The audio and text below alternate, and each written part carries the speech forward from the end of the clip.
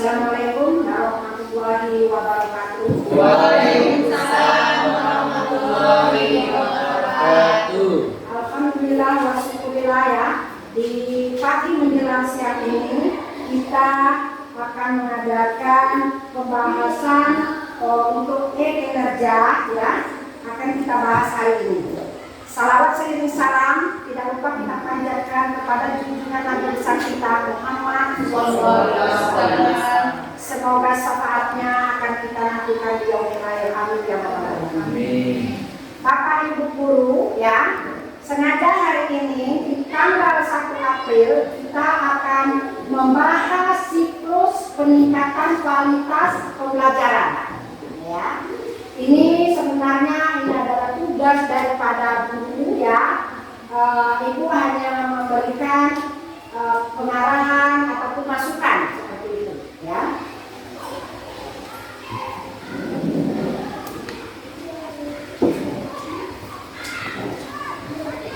Sini kita lihat ya siklus peningkatan kualitas praktek pembelajaran. Sudah baca nama ibu sudah tahu ya, ini dari sudah tahu. Sekarang kita mulai saja untuk refleksinya. Ini refleksi pembelajaran yang mengembangkan pembelajaran bermakna dalam kurikulum Merdeka tahun 2025. Ya. Lanjut. Di sini ada tujuan utama refleksinya. Satu itu meningkatkan kualitas pembelajaran. Kedua itu mengembangkan berpikir kritis. Ketiga mendorong pembelajaran bermakna. Ya, dari tiga tujuan utama dari refleksi ini. Kita lanjut. Di sini ada definisi refleksi pembelajaran. Itu ada tanda-tanya ya. Definisi refleksi pembelajaran. Di sini ada proses introspeksi mendalam untuk mengevaluasi pembelajaran, mengidentifikasi pencapaian dan tantangan serta merencanakan perbaikan.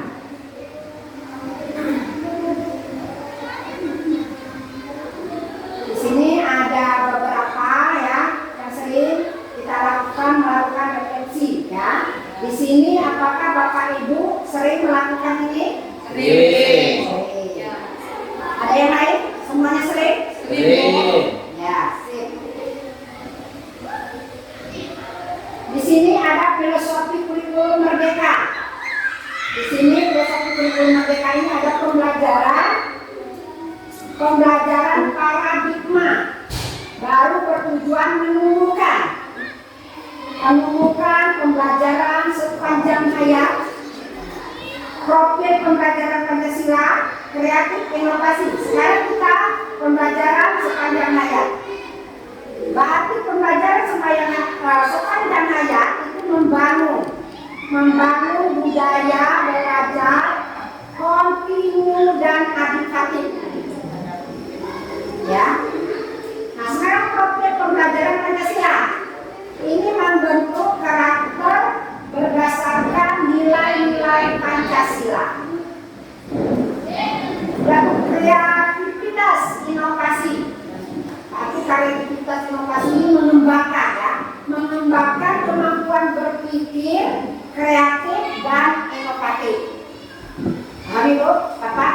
Paham.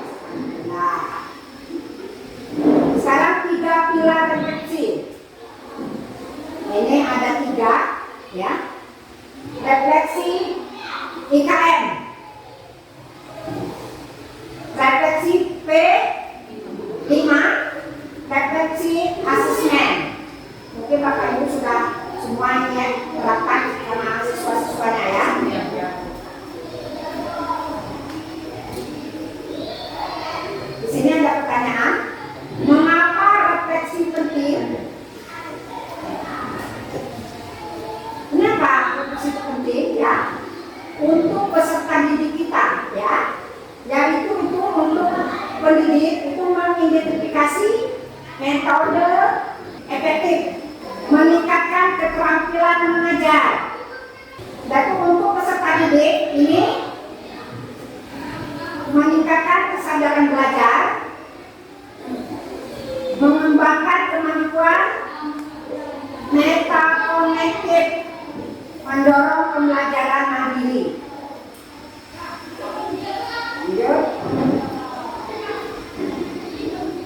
Di sini ada komponen refleksi pembelajaran. Di sini apa yang terjadi? Ini pertanyaan, apa yang terjadi? Mendeskripsikan kegiatan pembelajaran, mengidentifikasikan pencapaian dan tantangan, mencatat respon peserta didik maksudnya ya. Nah, dari 3 pertanyaan ini ya, nanti akan kita tanyakan bagaimana ini nanti ya. Lalu mengapa penting?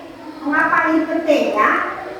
Menganalisis makna dan pengalaman, mengevaluasi dampak pembelajaran, menghubungkan dengan tujuan pembelajaran.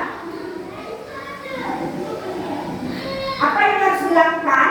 Yaitu merencanakan tindak lanjut, merancang perbaikan, menetapkan target pembelajaran. Ya. Di sini teknik refleksi interaktif. Ini bisa kita lakukan diskusi kelompok ya. Di sini ada waktu karena ada umpan baliknya dengan sejawat refleksi kolaboratif. Di sini ada jurnal refleksi digital, 1 aplikasi pembelajaran, 2 video refleksi, 3 blog pembelajaran. Di sini ada visualisasi refleksi, pemetaan pikiran, infografis pembelajaran, dan poster refleksi. Ini tekniknya ya Bapak. Di sini refleksi dalam fase pembelajaran. Ini ada fase A, ada fase B, ada fase C, ya. Ini fase A itu refleksi kelas 1 dan kelas 2. Yang guru kelas 1 kelas 2 pakai fase ini. Refleksi melalui gambar dan cerita. Karena anak-anak kelas 1 kelas 2 itu senangnya lihat gambar, kita bercerita dan pelajaran kita jadi menarik, ya. Diberi tanya jawab sederhana, ya. Kita memberikan jawab apa namanya tanya jawab dengan anak-anak itu yang sederhana saja. Ekspresi perasaan harus menimbulkan rasa sayang kepada anak didik kita, ya. Beda dengan kita di kelas tinggi, ya. Sekarang fase B. Fase B ini adalah kelas 3 dan 4. Harus ada jurnal gambar, diskusi kelompok kecil, ya, dan presentasi sederhana. Untuk fase C ini adalah kelas 5 dan kelas 6. Di sini refleksinya tertulis, analisis pembelajaran, perencanaan tindak lanjut, itu fase C, ya.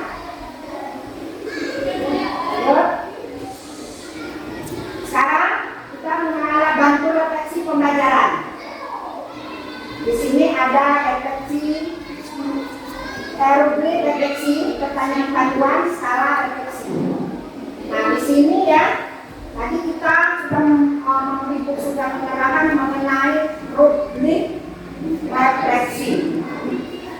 Di sini Bapak Ibu ada yang tahu nggak kira-kira ini? Rubrik refleksi seperti apa? Kira-kira ada yang tahu Bapak Ibu? Rubrik refleksi itu adalah apa? Itu adalah panduan penilaian untuk kita membantu penilaian menggunakan ini, rubrik refleksi ini, ya. Itu. Sudah itu kita mengadakan panduan pertanyaan panduan, maksudnya salah tadi, balik ya, pertanyaan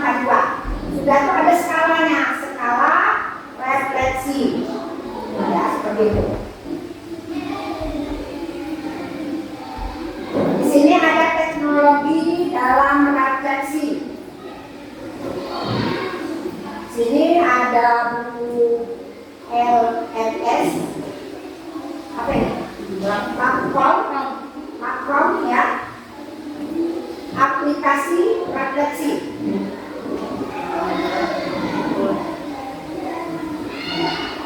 Di sini kita punya tantangan dan solusinya. Ada keterbatasan waktu, ada kurangnya motivasi, kesulitan dokumentasi. Di sini akan kita bahas yaitu mengenai keterbatasan waktu, tantangan waktu, pembelajaran terbatas, solusi, integrasi dalam pembelajaran. Ini keterbatasan waktu ya, karena kita ini terbatas waktu ya. Jadi kalau kita sudah direncanakan, mungkin waktunya juga bisa cukup ya. Kurangnya motivasi, tantangan siswa kurang antusias, solusi ya, dan motivasi, refleksi. Kita ini memang ya kadang motivasi kita sebagai guru, kita harus banyak memberikan dorongan. Motivasi itu adalah dorongan kepada siswa. Dikasih kita cara mengajarnya, dikasih semangat ya, karena anak itu semangat. Soalnya itu kesulitan dalam membuat dokumentasi. Bukannya kesulitan itu ada tantangannya ini mendokumentasikan. Aduh malas ininya, motornya mana. Solusinya itu ada. Solusinya adalah pakai portofolio digital. Ya. Setelah semuanya dijelaskan, di sini ada kesimpulan. Kesimpulannya adalah refleksi pembelajaran bukan sekedar evaluasi, tapi upaya sadar untuk tumbuh, belajar, dan memperbaiki proses. Dengan pendekatan kreatif teknologi dan strategi reflektif, pendidik bisa menciptakan pengalaman belajar yang lebih bermakna dan berdampak. Dari ini ada pertanyaan? Bapak Ibu yang sudah dijelaskan tadi. Silakan.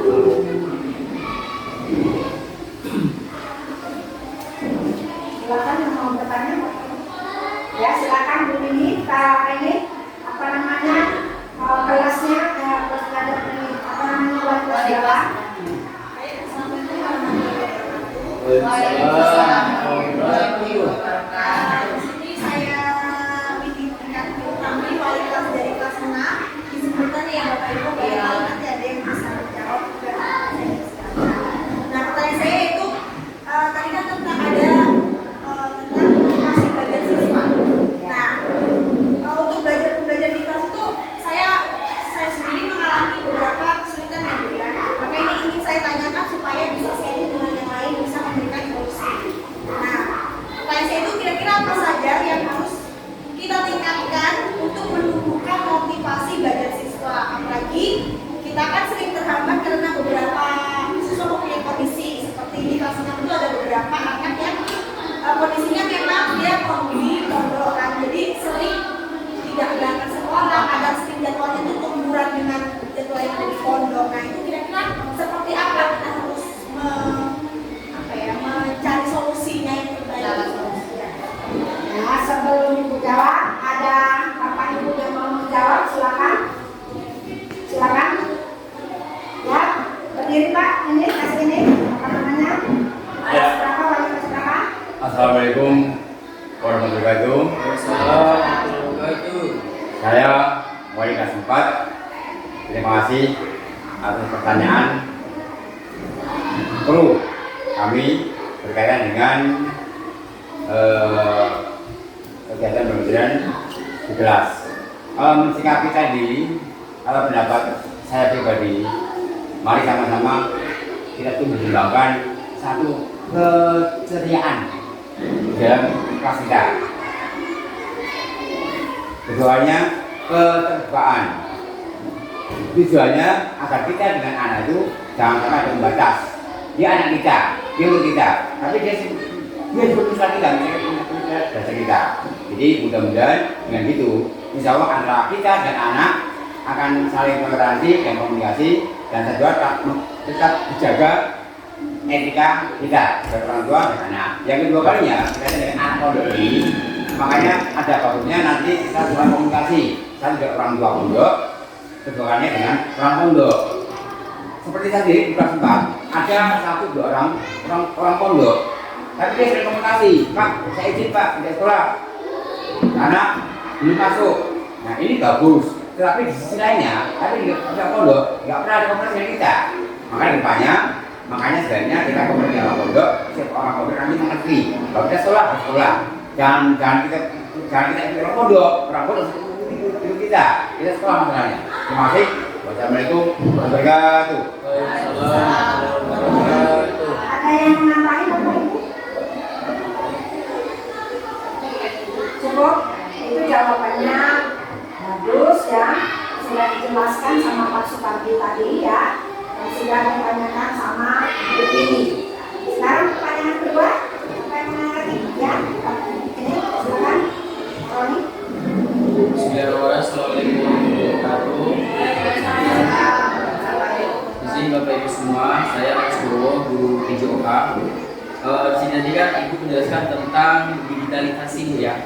Bahwasanya mungkin siswa-siswa kita itu banyak yang kurang paham tentang adanya digitalisasi, terutama untuk memastikan HP fungsinya dengan baik, smartbox, dan sebagainya.